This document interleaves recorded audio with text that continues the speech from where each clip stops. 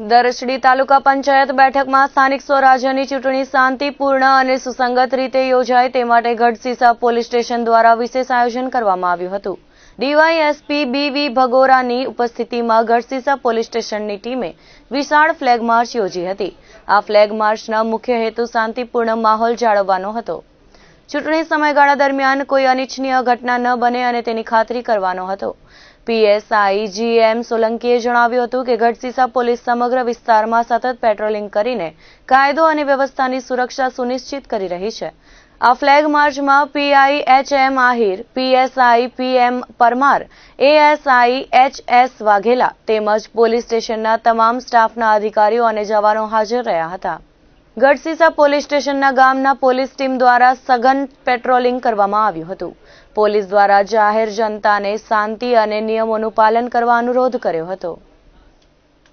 ભૂકંપ સંભવિત ક્ષેત્રના ઝોન 5માં સમાવિષ્ટ કચ્છ જિલ્લામાં સમયાંતરે ભૂકંપના નાના મોટા આંચકા અનુભવાતા રહે છે, ત્યારે કચ્છમાં અનેક સક્રિય ફોલ્ટ લાઇનો આવેલી હોવાથી ભૂગર્ભીય હલનચલન અવિરત રહે છે। ત્યારે ગત મોડી રાત્રે રાપર નજીક ભૂકંપનો વધુ એક આંચકો નોંધાયો હતો। ગાંધીનગર સ્થિત institute of seismological research centre ખાતે રિક્ટર સ્કેલ પર આંચકાની તીવ્રતા 3.1 અંકિત થઈ હતી। ભૂકંપનું કેન્દ્રબિંદુ રાપરથી 7 કિલોમીટર દૂર નોંધાયું હતું। ઉલ્લેખનીય છે કે જાન્યુઆરી માસમાં પણ પૃથ્વીના પેટાળમાં હલચલ અને કંપન વધ્યા છે।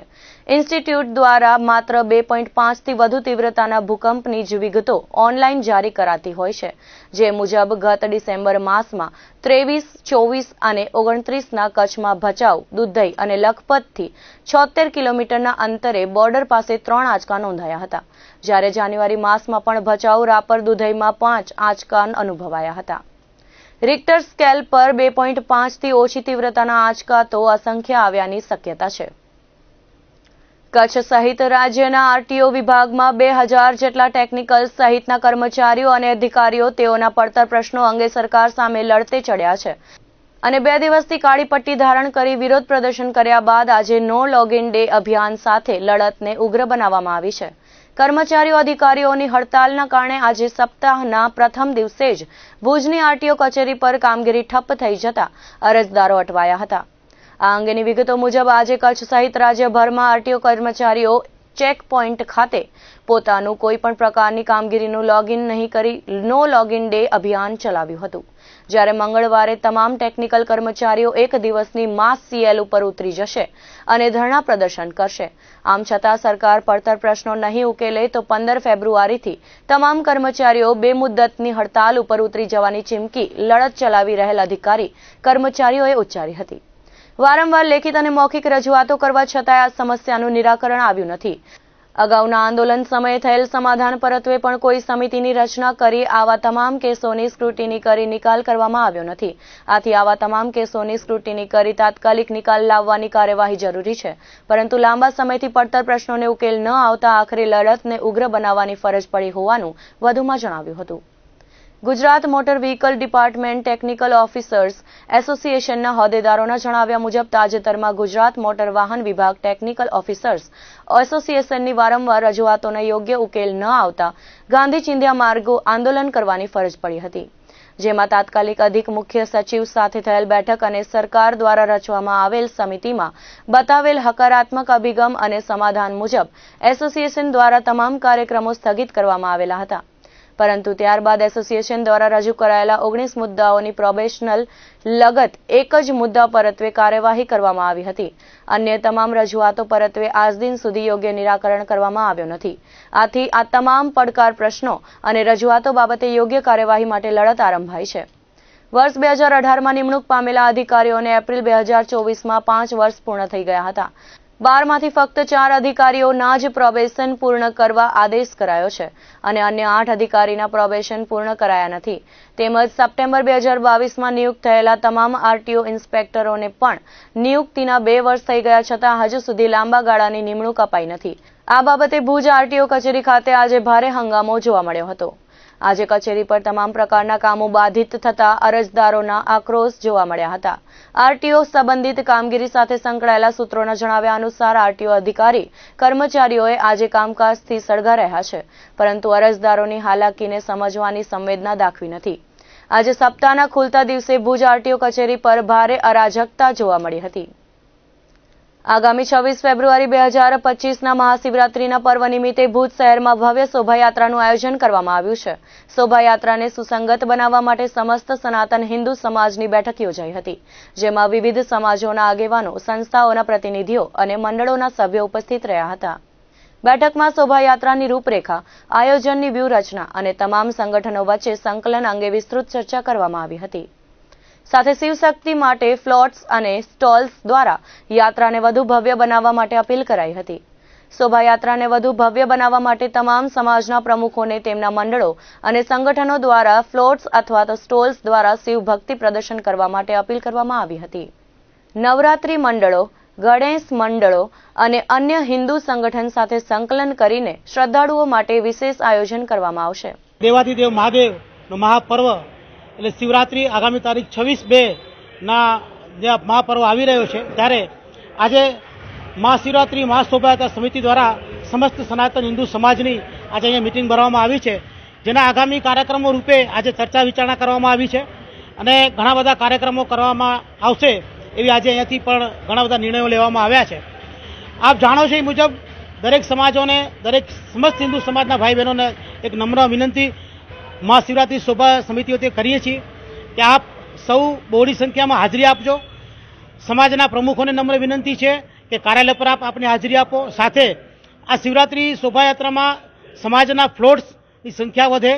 આપ દ્વારા જે પણ યોગદાન સમાજ દ્વારા અપાતું હોય એ માટે નમ્ર અપીલ કરવામાં આવશે.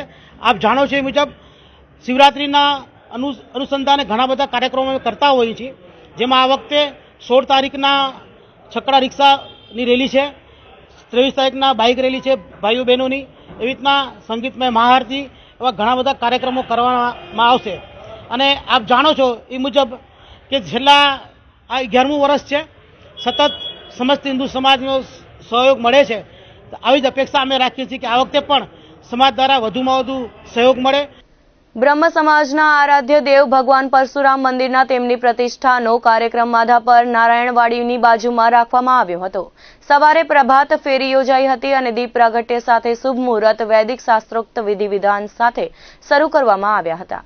સવારના ભાગે ભૂદેવોની હાજરીમાં યજમાનોને હસ્તે હોમ હવન કરાયા હતા. ત્યારબાદ સાંજે નારાયણવાડીથી માધાપર ગામમાં જાહેર માર્ગો પર બાઇક રેલી યોજાઈ હતી, જેમાં માધાપરના સમસ્ત બ્રહ્મ સમાજના હોદ્દેદારો, કાર્યકરો, મહિલા મંડળ, યુવક મંડળના કાર્યકરો જોડાયા હતા. રાત્રે ભજન સંધ્યામાં સૌરાષ્ટ્ર કચ્છના નામાંકિત કલાકારો દ્વારા ભગવાનના ગુણગાન ગવાયા હતા. આ અંગે કાર્યક્રમની રૂપરેખા આપતા ડોક્ટર કિશન આર્યએ જણાવ્યું હતું કે સમસ્ત સનાતન હિન્દુ સમાજને સાથે રાખીને ભગવાન પરશુરામ નિર્માણ સમિતિ દ્વારા બાઇક રેલી યોજાઈ હતી. બ્રહ્મ સમાજની સાથે સમસ્ત હિન્દુ સમાજના તમામ લોકોને આવરી લેવામાં આવ્યા હતા, જ્યારે બાઇક રેલીમાં જેટલા ભૂદેવોની સાથે અન્ય વર્ણના લોકો જોડાયા હતા. આમ સનાતન સમાજની એકતા માટેનો સંદેશ હતો. 8 થી 10 ફેબ્રુઆરી સુધી ત્રિદિવસીય કાર્યક્રમમાં યજ્ઞવિધિ કરવામાં આવી છે. ત્યારબાદ નામાંકિત કલાકારોની સંગાથે ભવ્ય દાંડિયા રાસ રાખવામાં આવ્યો છે. 10મીના પ્રતિષ્ઠાનો મહત્વનો દિવસ છે, ત્યારે સવારે ભગવાન પરશુરામજીને તેમના નિજ મંદિરમાં પ્રતિષ્ઠિત કરવામાં આવશે. સાથે મહાપ્રસાદ રાખવામાં આવ્યો છે. ઉલ્લેખનીય છે કે છેલ્લા 3 મહિનાથી ભગવાન પરશુરામ મંદિર નિર્માણ સમિતિ તન, મન અને ધનથી ત્રિદિવસીય ઉજવતા કાર્યક્રમને સફળ બનાવવા એકમત થઈ કાર્ય કરી રહ્યા છે. માધાપરના આંગણે ભગવાન વિષ્ણુના 6ઠ્ઠા અવતાર અને બ્રહ્મ સમાજના આરાધ્ય દેવ એવા ભગવાન પરશુરામજીનું શિખરબદ્ધ મંદિર નિર્માણ પામ્યું છે. તારીખ 8 થી 10 ફેબ્રુઆરી એમ 3 દિવસ રંગારંગ ભવ્ય કાર્યક્રમોનું આયોજન થયું છે. પ્રથમ દિવસે 8 તારીખે સવારે પ્રભાત ફેરી પૂર્ણ કર્યા બાદ બ્રહ્મ મુહૂર્તમાં દીપ પ્રાગટ્ય કરી અને યજ્ઞ વિધિ વિધાન શરૂ કરવામાં આવ્યું છે. 4 વાગ્યે હિન્દુ સમાજની ભવ્ય બાઇક રેલીનું આયોજન કરવામાં આવ્યું છે. 8 તારીખના રાત્રે ભજન સંધ્યાનો પ્રોગ્રામ છે. આવતીકાલ તારીખ 9ના પુનઃ પરોળે પ્રાતઃ મુહૂર્તે યજ્ઞ વિધિ વિધાન શરૂ થશે. ત્યારબાદ રાત્રે નામાંકિત કલાકારોની ઓર્કેસ્ટ્રા સ્ટ્રીમના સંગાથે ભવ્ય દાંડિયા રાસનું આયોજન છે. અને 10 તારીખ એટલે પ્રતિષ્ઠા મહોત્સવનો અતિ મહત્વનો દિવસ. 10 તારીખે સવારે ભગવાન પરશુરામજીને તેમના નિજ મંદિરમાં પ્રતિષ્ઠિત કરવામાં આવશે. 10 તારીખના મહાપ્રસાદનું પણ આયોજન કરેલું છે.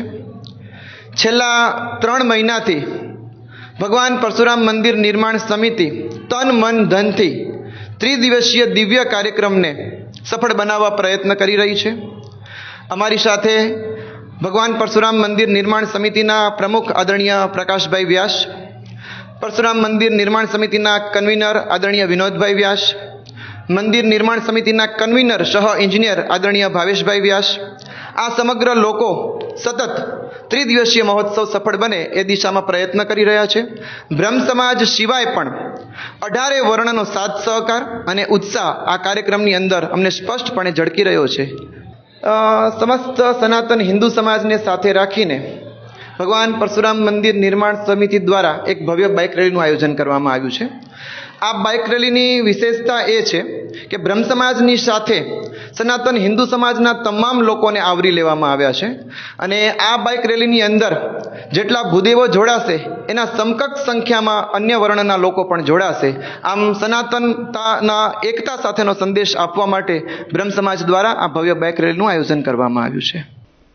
ભુજ મિર્જાપર રોડ ઉપર આવેલા શક્તિધામ ખાતે રાજપૂત ક્ષત્રિય સેવા સમાજ ટ્રસ્ટ દ્વારા માતાજીનો 23મો પાટોત્સવ ઉજવાયો હતો, જેમાં વિવિધ ધાર્મિક પ્રસંગો યોજાયા હતા. સંતો મહંતોએ આશીર્વચન પાઠવ્યા હતા. બહોળી સંખ્યામાં જ્ઞાતિજનો હાજર રહી માતાજીના ચરણોમાં શીશ ઝુકાવ્યું હતું. આ અંગેની વિગતો આપતા શક્તિધામ સેવા ચેરિટેબલ ટ્રસ્ટના ટ્રસ્ટી સહદેવસિંહ જાડેજાએ જણાવ્યું હતું કે માતાજીનો 23મો પાટોત્સવ ધામધૂમથી ઉજવાયો હતો. ધાર્મિક કાર્યક્રમો સાથે સવારે હોમ હવન, બપોરે મહાઆરતી અને મહાપ્રસાદનું આયોજન કરવામાં આવ્યું હતું, જેમાં રાજપૂત સમાજના લોકો મોટી સંખ્યામાં હાજર રહ્યા હતા. હર પ્રભાવના દિવસની માહિતી આપતા ધર્મેન્દ્રસિંહ ઝાલાએ જણાવ્યું હતું કે આ દિવસે ઝાલા વંશના હરપાલ દેવ દાદા મૂળ પુરુષ છે. તેમનો 960મો જન્મદિવસ છે. તેઓ ભગવાન શિવના વંશ અવતાર છે અને શિવનો સ્વરૂપ હોવાથી તેમનો જન્મદિવસ ઉજવાય છે. તેઓને ઝાલાવાડમાં 7800 ગામના તોરણ એક રાત્રે બાંધ્યા હતા.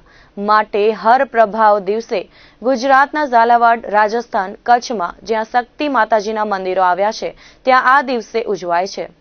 સમાજના રાજકીય સામાજિક અગ્રણીઓ સાથે ટ્રસ્ટના હોદ્દેદારો, આગેવાનો બહોળી સંખ્યામાં હાજર રહ્યા હતા. આજે શક્તિધામ મધ્યે તારીખ 10/2/2025ના રોજે આજે 23મો માતાજીનો પાટોત્સવ છે અને આ પાટોત્સવની અંદર આખો સમાજ, જાડેજા સમાજ, ચાલા સમાજ, સોઢા સમાજ, પરમાર સમાજ, દરેક રાજપૂતો આજે હોંશે અહીંયા બધા હાજર રહ્યા છે અને બહુ સારી રીતે અત્યારે હવન હોમનો પ્રોગ્રામ ચાલુ છે. બપોરે મહાઆરતીનો પ્રોગ્રામ છે અને એના પછી મહાપ્રસાદનો પ્રોગ્રામ છે. અને આ પ્રોગ્રામની અંદર અમારા જિલ્લા પંચાયતના પ્રમુખ શ્રી જનકસિંહભાઈ જાડેજા, અમારા સમાજના અગ્રણી અને મારા ભાઈ એવા શ્રી રામદસિંહભાઈ જાડેજા, પ્રદ્યુમનસિંહભાઈ જાડેજા, અમારા મંજલના દેવીબા શ્રી દેવીબા માતા મંદિરના પૂજારી શ્રી અને અદતગીરીના માતાજી પણ ઉપસ્થિત રહેશે. આજે માતાજીનો પાટોત્સવ છે. 10 ફેબ્રુઆરી 2025ના રોજ 23મો પાટોત્સવ છે અને આજ રોજ માતાજીના ગુણગાન ગવાશે, મહાઆરતી થશે, મહાપ્રસાદ થશે અને સાથે વિશેષ એ જણાવવાનું કે આજે હર પ્રભાવ દિવસ છે. હર પ્રભાવ દિવસ એટલે હરપાલદેવ દાદા જે ઝાલા વંશના મૂળ પુરુષ છે, એમનો 960મો જન્મદિવસ છે. એટલે સમગ્ર ગુજરાતમાં રાજસ્થાન ઝાલાવાડ અને ઝાલાવાડમાં, ગુજરાતના ઝાલાવાડમાં અને કચ્છમાં જ્યાં જ્યાં શક્તિ માતાજીનો મંદિરો છે ત્યાં હર પ્રભાવ દિવસ એટલે કે હરપાલ દાદાનો જન્મદિવસ ઉજવાય છે. અને હરપાલ દાદા એ શિવના અંશાવતાર છે. એ હકીકતે શિવના સ્વરૂપ છે. એમના શક્તિ માતાજી સાથે મેરેજ થયેલા અને એને ઝાલાવાડના 1800 ગામ એમણે એક રાતમાં તોરણ બાંધીને બાંધેલા. એ હરપ્રભાવ હરપાલદેવ દાદાનો આજે ઉત્સવ પણ ઉજવાશે. તો દર્શક મિત્રો, આ હતા અત્યાર સુધીના સમાચાર. ફરી મળીશું નવા સમાચાર સાથે, નવી અપડેટ સાથે. ત્યાં સુધી મને રજા આપશો. નમસ્કાર.